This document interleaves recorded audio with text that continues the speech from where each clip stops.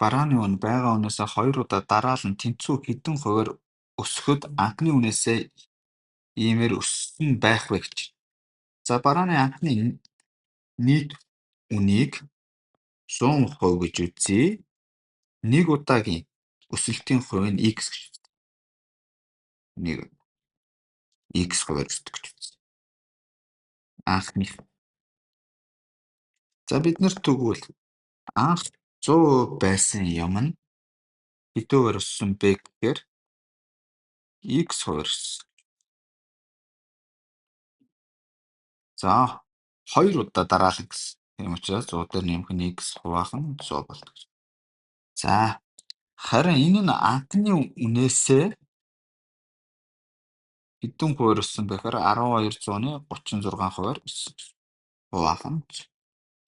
За энэ дээрээс энэт нь хураагдана, энэ хураагдана, энэ хураагдана гэхээр дээдлийнх нь болохоор 100 дээр нэмэх нь x-ийн квадратыг хуваахан 100 тэнцүү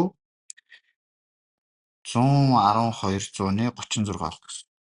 За энэ дээрээс иш ижил хувиар өгчихье. Тэгвэл 100 дээр нэмэх нь x-ийн квадрат нь тэнцүү 11236.